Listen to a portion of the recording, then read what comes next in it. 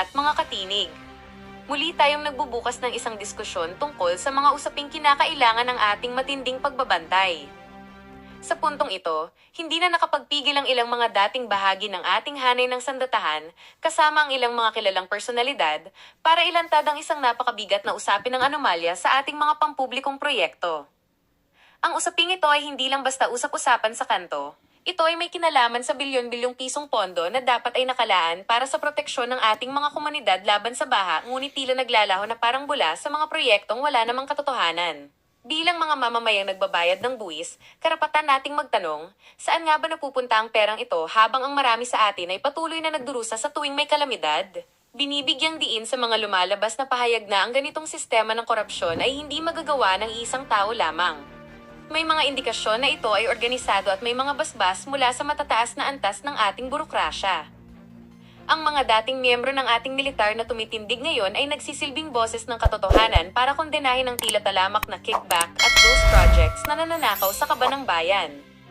Imbes na mapunta sa mga infrastruktura na magliligtas sa buhay ng mga Pilipino, tila napupunta ang pondo sa mga bulsa ng mga ilang makapangyarihan na pilit nagtatago sa likod ng kanilang mga posisyon. Ang panawagan ng bawat katinig ay simple lang, transparency at pananagutan. Hindi tayo dapat masanay sa ganitong kalakaran na ang mga nasa itaas ay nagpapakasasa habang ang taumbayan ay naiiwang luhaan. Sa gitna ng mga ganitong revelasyon, mahalaga na tayo ay manatiling mapanuri at huwag magpadala sa mga pilit na pagtatakip sa katotohanan. Ang bawat boses na tumitindig laban sa katiwalian ay mahalaga para sa kinabukasan ng ating bansa. Huwag nating hayaang manatiling ghost ang hustisya sa ating bayan. Panahon na para magkaisa tayo sa paghingi ng malinis na pamamahala at pagtiyak na ang bawat sentimo ng ating buwis ay napupunta sa tamang serbisyo. Ano ang inyong saloobin sa mga ganitong uri ng anomalya sa ating gobyerno? Dapat na nga bang magkaroon ng malalimang investigasyon para malinis ang mga tanggapang nadadamay sa ganitong mga isyu? Ikomento ang inyong mga pananaw sa ibaba dahil ang inyong tinig ang tunay na lakas ng ating komunidad. Maraming salamat sa inyong walang sawang pagsuporta dito sa ating channel. Hanggang sa susunod na ulat para sa katotohanan, ito ang inyong sandigan, ang tinig ng bayan. Marcos kay Speaker Martin Romualdez, 3 bilyon kada linggo, 12 billion a month, 12 bilyon. May investigasyon ba? Meron ba silang pinatawag sa Blue Ribbon Committee? Wala! Pinatawag pa ng Kongreso? Wala! Wala! Bakit ganito ang klase ng sitwasyon ng ating bansa? Dahil bayad sila. Bakit ganito ang nangyayari sa Kongreso? Ayaw mag-imbestiga, pero pag si Inday Sara na napakaliit, grabe ang tutok nila. Yung bilyon-bilyon na bigayan, ayaw nilang tingnan. Pagdating sa Blue Ribbon, sa Senado, ayaw ipatawag ang mga sundalo. Ayaw nilang alamin ang bilyon-bilyon na delivery. Sa inyo po lahat, magandang gabi po. Tayo po ay nagsama-sama at nagtipon-tipon ngayong gabi upang kilalanin ang isang magaling na Pilipino, magaling na pinuno at presidente ng ating bansa. Noong kami po inimbitahan, kasama yan si Ma'am Penny, si Attorney Garcia, Secretary Esperon, ang sabi nila, pwede ka bang pumunta ng Davao? Ang sabi ko, hindi ako makakasama dahil nais namin magkaroon ng sariling pagpupulong sa Maynila upang ipakita na hindi lang Davao ang nagmamahal kay Pangulong Duterte. Ang Maynila, Metro Manila, Quezon City ay nagmamahal sa Pangulong Rodrigo Duterte. At katulad ng sinabi ni Secretary Esperon, tayong lahat saksi sa tapang at galing ng pamamalakad at pamumuno ni Pangulong Duterte. Noong panahon niya, yung mga delikadong lugar tumahimik dahil sa liderato ni Dugong Duterte. Dati pag umuwi ka, nag-aalangan ka dahil baka may mangyaring krimen na wala nung panahon ni Pangulong Duterte. Ang mga takot nung panahon yun, tayo ba, taong bayan, takot ba tayo ng panahon yun? Sino ang mga takot? Mga adik at pusher. Sino ang mga takot? Ang mga kriminal. Ngayon, bumalik na naman. Di po ba? Pag ako nakikipag-usap sa mga waiter, security guard, namamasada, anong sinasabi nila? Dati ho, tahimik na sa amin. Noong panahon ni Duterte, na wala pong inuman sa kalye, hindi po kami nangangamba umuwi ng madaling araw.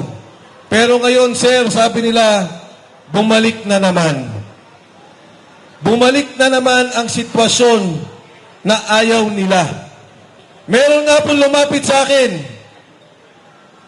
Babae, nagtitinda, tindera. Niyakap pa ako. Ang sabi, sir, ituloy mo lang yung ginagawa mo. Suportado ka namin. Ang sabi ko sa kanya, ikaw ba sa lugar mo bumalik ang mga adik? Ang sabi niya, opo, ang dami na namang zombie sa lugar namin. Alam niyo ho, nagulat ako ang kwento niya. Noong panahon ni Duterte, pinakulong ko yung tatay ko. Sabi ko, pinakulong mo. Bakit hindi ka takot? Bakit ikaw ay suportado mo ang Pangulo? Ang sagot po niya, kesa po siya mamatay, isinuko ko siya. At nung pong nakakulong siya, huminto ang droga sa aming lugar, pati siya humunto sa pagiging adik. Sabi ko, nakalawas na ba ang tatay mo? Opo. Ano na? Kamusta na siya? Ngayon no, lumala na naman. Bumalik sa droga at ang dami na naman sa lugar namin, puro adik. Ito, magugulat kayo. Sa amin pong kumpanya, nung panahon ni Duterte, nag-testing sa droga. Wala. Nagpositibo. Meron isa, dalawa nagpositibo, natanggal sa pwesto. Dahil yun ang usapan.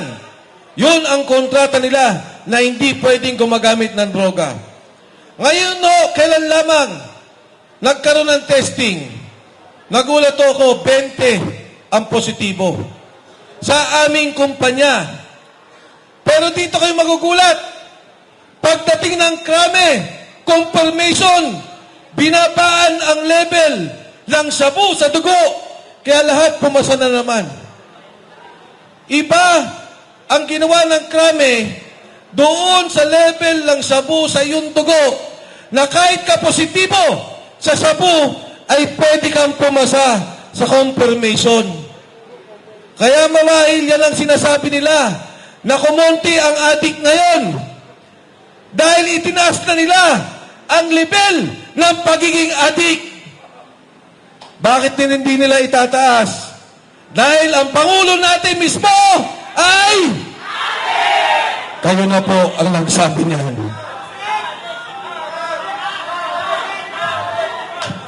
Ngayon nagulat ako nung sinabi ng mga sundalo. Hindi ko po alam ang kwento. Ngayon ko lang na aninagan at ngayon lang din nalaman ng pamilya Duterte ang nangyari sa kanilang ama. Isipin po ninyo, 2017, umalis na tayo sa ICC. Lumabas tayo sa ICC. Sinimulan ang investigasyon kay Duterte 2023. Halos 5-6 na taon nang nawala na siya sa posisyon at wala na tayo sa ICC. Ano ang ginawa nila? Ang sabi ng mga sundalo, nagdadala po kami ng pera. Kami ang sumusundo, kami ang nagsisecure, at kami rin, ito ho ang pinakamasama, ang nagdadala ng witness. Doon kami sa lugar, sa bahay ni Saldico, sa Raffles, Makati, at pumupunta rin kami sa Maidas Hotel. Dinadala ang mga witness laban kay Pangulong Duterte. Ang ibig sabihin, umpisa pa lang, ginawa na ng kwento, ginawa na ng investigasyon para talagang makulong at madampot ang Pangulong Rodrigo Duterte. Hindi independent, hindi patas, nagagawa ka ng investigasyon kung hindi nagdala ka mismo na magtuturo kay Pangulong Duterte. Di ba ho, ang kwento nila, $2 million, nag-deliver po kami. Nagdi-deliver kami ng pera kay Senator Trillanes. Siya ang nagdadala ng witness sa Maidas at doon sa Raffles. Kailan ka naman nakakita na yung tao walang krimen, kukuha ka ng mga testigo, idudugtong-dugtong mo ang storya. Para ano? Para matanggal at madampot ang Pangulong Duterte. Alisin siya sa Pilipinas, dalhin sa malayo, at doon litisin ang kanyang pagkakasala o ang kanyang krimen na kanilang sinasabi. Pero mga kasama, katulad ng sinabi ni Atty. Garcia, ang ICC ang pinakahuli na korte na pupuntahan ng bawat bansa. Pag kumagala ang korte, merong gobyerno, hindi mo kailangan ilabas kung sino man, maging Pilipino o anuman ang kanyang nasyonalidad. Dito pa sa atin, gumagana ba ang korte? May hukom ba tayo? May Korte Suprema ba? Alam nyo mga kasama, si Pangulong Erap nagkaroon ng kaso. Dito nilitis sa Pilipinas. Ikinulong dyan po sa veterans.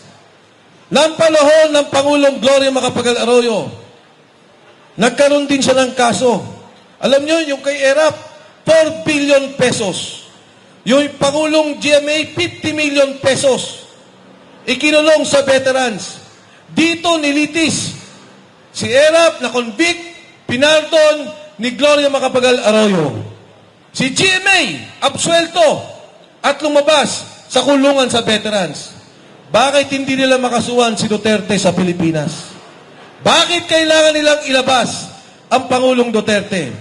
Kung may kaso at may ebidensya sila, bakit nila kailangan ilabas ang Pangulo at hindi dito litisin sa korte, sa batas ng Pilipino, korte ng Pilipinas, sa lupa ng ating Republika ng Pilipinas? Alam nyo, wag naman sana mangyari ang Pangulo ay mawala. 81 taong gulang na siya. Wag naman sana na talagang manghina na ang Pangulong Duterte. Marami ho siyang kaibigan. Nakasama ko rin po siya sa Kongreso. Manong June Esperon kasama siya. Ang sinasabi, baka ang ikasama ng kalusugan ng Pangulong Duterte ay wala siyang makausap. Dahil ang taong yan, parating gusto daw maraming kasama, maraming kakwentuhan, maraming kalokohan, kabiruan. Ngayon o, mag-isa. Kumakain mag-isa, walang alalay, at mahina na ang Pangulong Duterte. At akin pong naalala sa ating kasaysayan, si Aguinaldo, isang napakagaling na bayani, kinikilala ng ating bansa. Pero dahil sa kasaysayan natin, na ipinapatay niya si Bonifacio, hanggang ngayon, hindi siya mapatawad ng kasaysayan.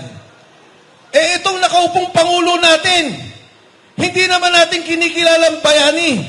Pinakulong ang isang napakagaling na leader at mamamatay sa dayuang bansa. Makikilala siya, hindi lamang sa isang presidente na walang ginawa, nagnakaw, kundi presidenteng traitor sa kanyang sariling bansa. Traidor sa Pilipino.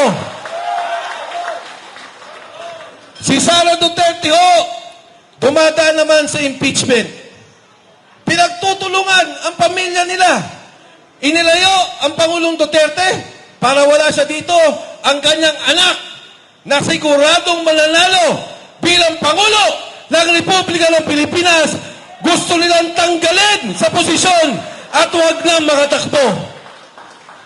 Itong ginagawa po nila, huwag kayong magpaloko, mga kababayan. Huwag tayong magpaloko sa bayan ng Pilipinas. Ang ginagawa lamang nila ay tanggalin si Sara Duterte nang sa ganon, hindi siya makatakbong Pangulo sa 2028 dahil alam nila walang makatalo kay Pangulong Sara Duterte.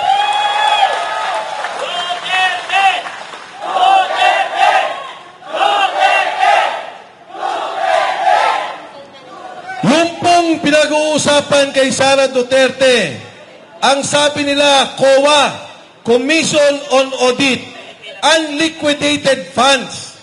Kami ni Secretary Esperon, nagkabinete. Dumadaan po kami sa ganyan. Kung minsan, may ginastos ang departamento mo, kailangan mong ayusin ang liquidation. Totoo po yan.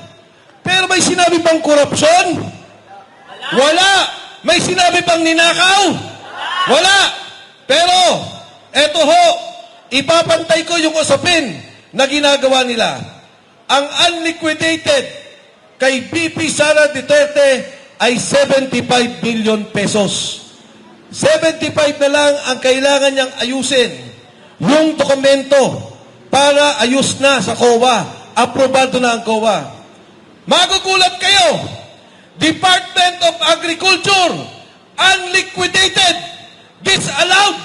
Disallowed na po ha. Hindi pa unliquidated. Disallowed. 8 billion pesos. May investigasyon ba? Wala. Magkano sa DSWD?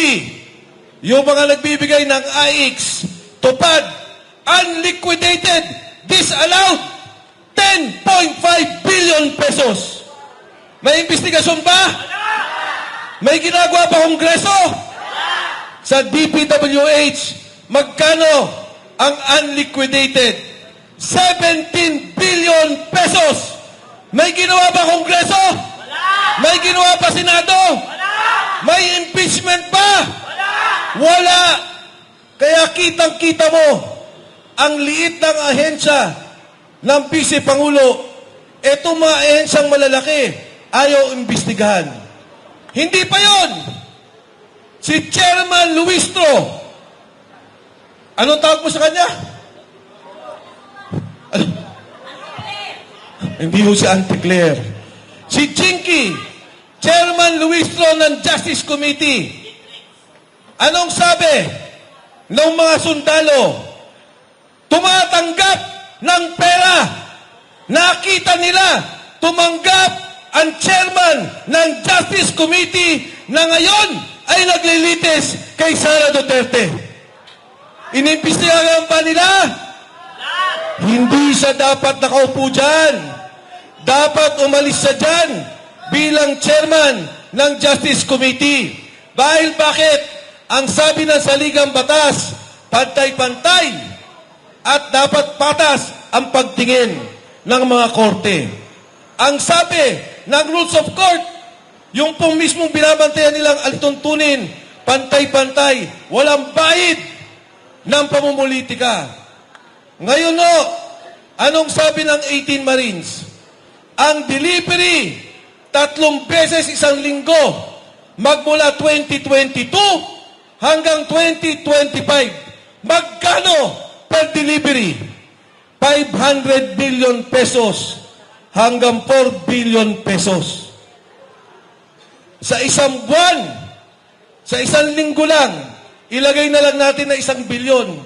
Ang delivery ni Saldico kay President Bongbong Marcos, kay Speaker Martin Romualdez, 3 bilyon kada linggo.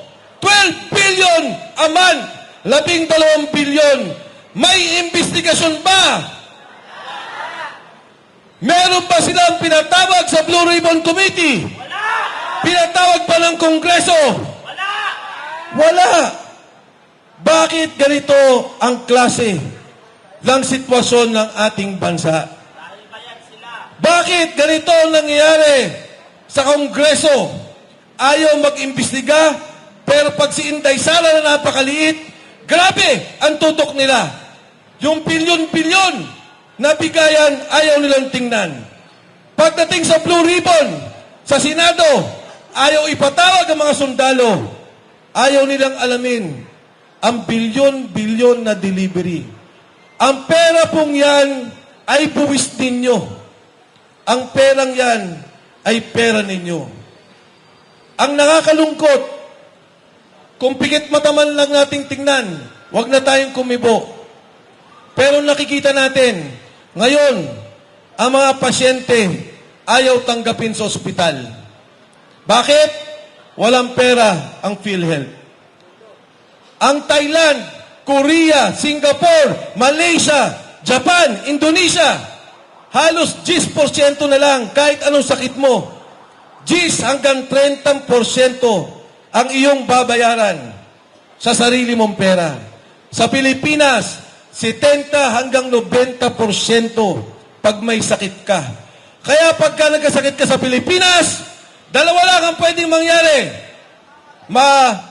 Maging maulila ka, maubos ang kayamanan mo, o mamatay ka na lang. Yan po ang pondo natin.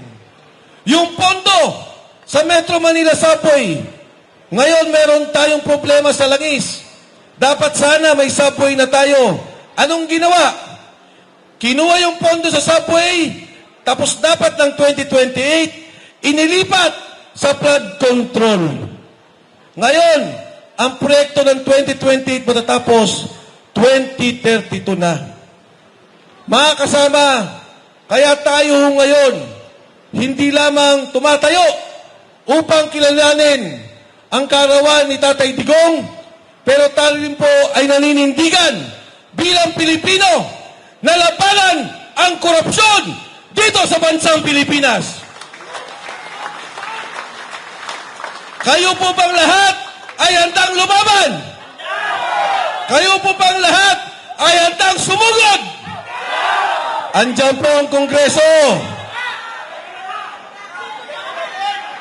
Pagka nasunog yan, baka ako pagbintangan ninyo. Pero mga kasama, isipin po ninyo, meron po tayong pondo, 100 bilyon. Local Government Support Fund. Tingnan ninyo ang budget. I-google po ninyo. 100 billion. Alam nyo ho kung bakit nila hindi ginagamit? Para sa langis? Para sa pagtaas ng presyo ng produkto? Dahil ang sabi nila, yung pondong yan, gamitin natin para hindi mag-rally ang mga tao. Yung pondong yan, gamitin natin para walang lumabas at lumaban sa gobyerno. Ang mga driver, umiiyak na. Wala ng pera. Wala ng panggas. Ang mga tao, ang sambayanan, hirap na sa pagtaas ng presyo. Pero hanggang ngayon, pamumulitika pa rin ang kanilang inaatupag. Yan po ang ating labanan.